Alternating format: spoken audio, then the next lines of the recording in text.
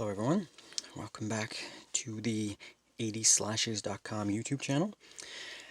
In today's video, we will be discussing the film Stagefright. This is a film from 1987. Now this is an Italian film, and it was released in Italy and basically all over Europe in 1987.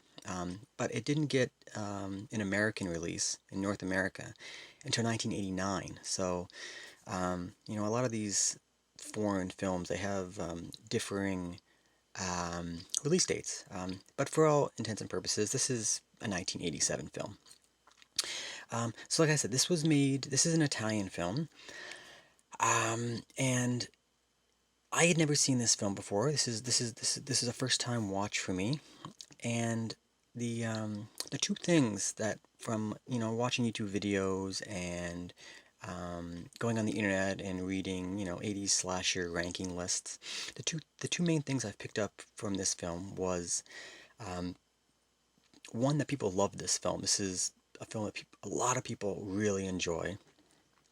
But two, is that there's kind of a debate on whether or not this should be considered an Italian Giallo film, or a straight slasher film.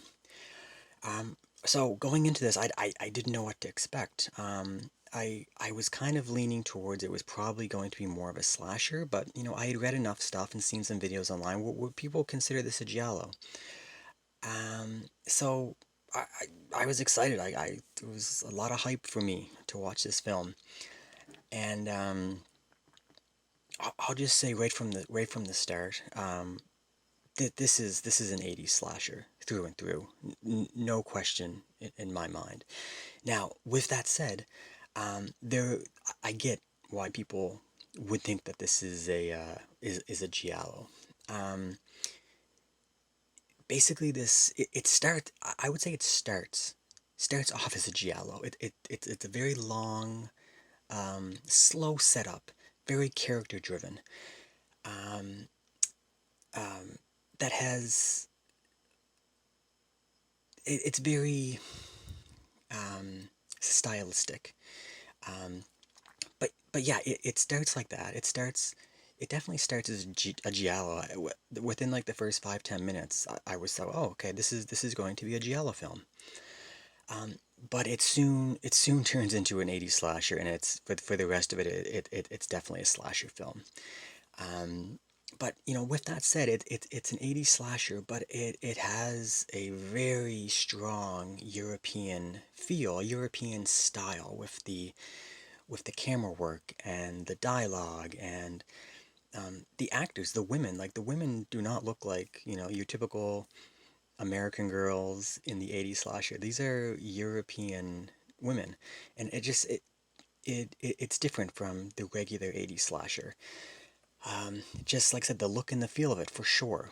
But the formula, like I said, besides the opening, the formula of this whole film is it's an 80s slasher through and through. And I really liked it. I think this is a fantastic film.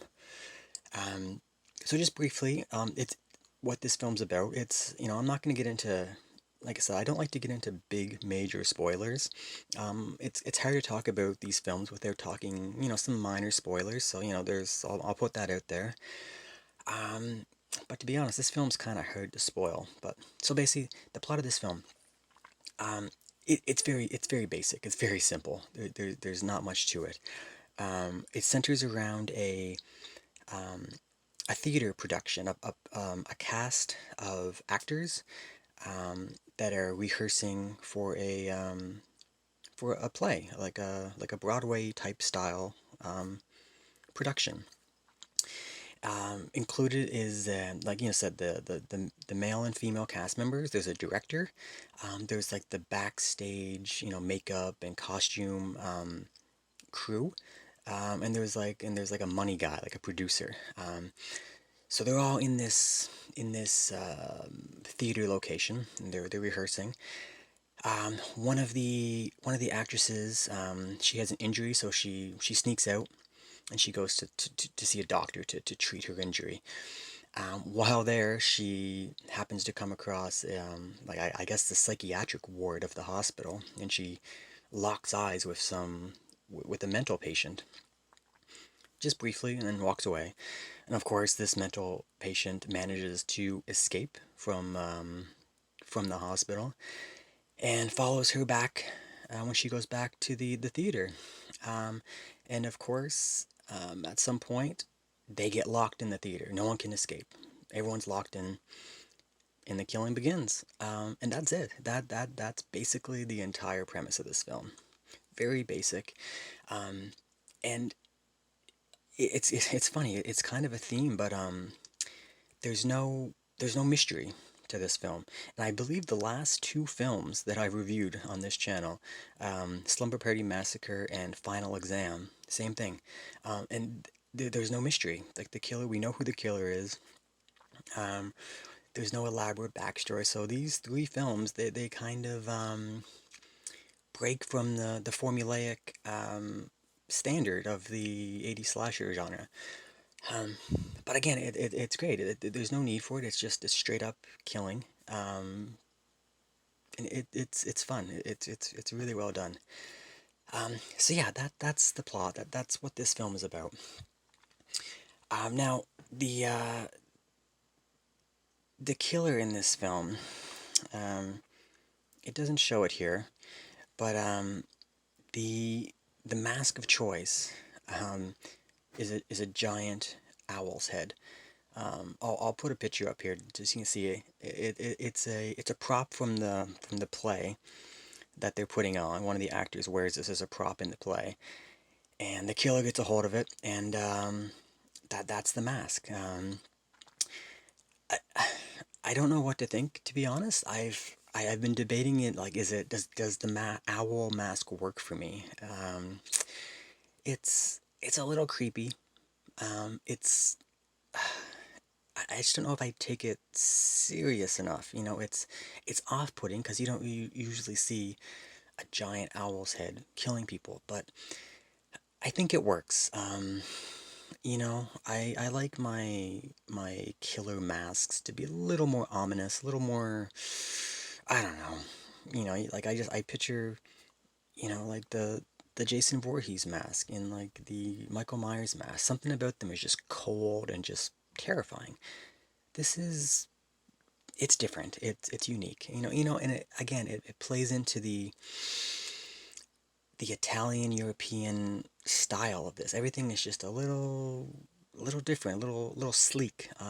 So within the confines of the entire film, it fits, it works. But it's I don't know, yeah, the owl mask. I'm lukewarm on it, I guess.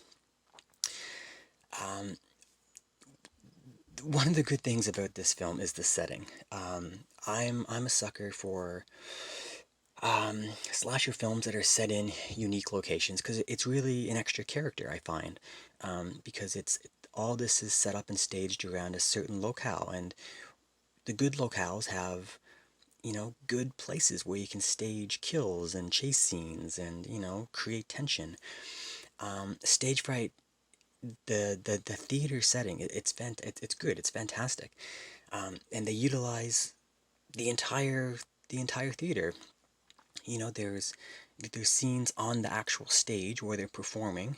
There's like mannequins, creepy mannequins set up, and couches, and it's like lighting, like weird blue red lights. It's really cool. There's like the backstage changing areas. There's clothing room, like costume makeup rooms. And there's a really good use of like up above the play, like the rafters. I don't know what's called, like the catwalk, or where the crew goes up and like manipulates the lighting. And there's like a whole um, series like series of catwalks above the stage, and they use that a few times, and it's really good. So yeah, the location in this is fantastic. Like I said, you couple that with this with the European style, it works really well in my opinion. So yeah, so the location's great. Now the kills in this film, they're really good.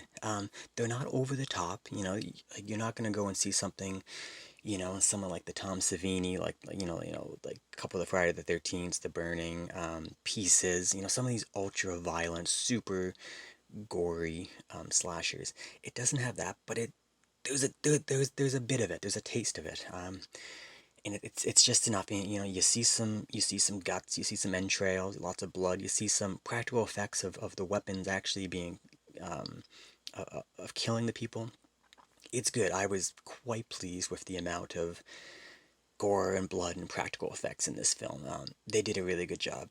But the one thing that stands out about this was, even though the gore and the blood are done well, just like the rest of the movie, there was like a stylistic element to the kills. Like, again, this whole movie is just very stylistic.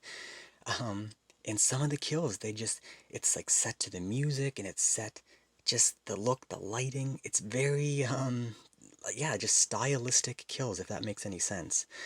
Um, yeah, it's really well done. So I really enjoyed that aspect. Um, and since I talked about the music a little bit, the music in this, like I said, this is 87. This is mid to late 80s. So, and it's European. So the music in this, it's like there's like synthesizer tracks. And it's like, mid 80s synthesizer tracks, and it's a lot of fun. It's different than most. Like, you don't hear like the usually, in these types of slasher films, most of them mimic, like the Psychos and the Friday the 13th and the Halloween. Those are like the iconic musical scores for these films, and people take, iterations of those and tweak them so they're not copyright, and that's what you usually hear in these type of films. This one's quite different. It has it, like I said, its own synthesizer tracks, and it's really fun. It fits really well. Um, they're during the finale, like they're during the final chase scenes. The synthesizer track really stood out for me. It was well used, well positioned within the film. Yeah, they did a really good job. Um, and to speak about the last act, the last the last act of this, as I was watching, I made a note, and the words that came to mind were weird and wonderful. Um, there's a setup that sets up the final act of this film, and once you see it, you know it. There's like use of, like, you see there's a lot of feathers. I won't get into it, but there's some feathers used, lighting, music. Um, yeah, the use of the feathers. It's weird, but it's so wonderful, and it just kind of builds a little bit of tension until the finale ends, and yeah, it just fits with the rest of the film. Like, the whole film was kind of a little weird with the style, but yeah, it fit really well. Um, so I highly recommend Stage Fright. Like I said, it's not your typical 80s slasher. It's a little different. It's definitely an 80s slasher, but it's kind of in its own class. So I see why the argument at the beginning, well, people say it's a Giallo. I get it. Um, just because of the aesthetics of it, like the way it looks, the way it feels. It doesn't feel like an American film. It feels like, an Italian film. So it's kind of a weird mixture, but it's without a doubt a slasher through and through. So I highly recommend this. If what I've said sounds appealing to you, check it out. It's really good. I put it way up in my rankings. It's just outside the top tier for me. I enjoyed it that much. Just because it's so unique, and like the flavor of it is it's just really good. I can't wait to give it another watch, maybe in a few, I don't know, a few months or a year or something. I'll go back to it. It's kind of a unique one in my collection now. There's not too many films in my 80s slasher collection that feel like this. So it's nice. It's a nice change of pace. I really enjoy it. Um, so yeah, I definitely recommend this. I really enjoyed this. As for the Blu-ray itself, see, it's from Blue Underground. They always do top-notch work, and this it looks fantastic. It sounds fantastic. Like, the synthesizer track, it's blaring. It's super clear. Um, the the the the video quality It's really clear, really crisp. Some of the scenes, the close-up scenes on the faces, like you can see like the pores and the hair. Um, yeah, it's never looked better. It will probably never look better than this unless these guys have a penchant these days for redoing these movies in 4K with like the 4K UHD ultra high definition releases. So I guess if they redo this one, I can't see them doing that, but they may.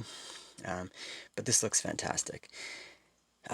Special features, there's not too much. I think there's five interviews with people. Like there's interviews with the director, a cast member, another cast member, makeup effects artist, and the composer for the sound of the movie.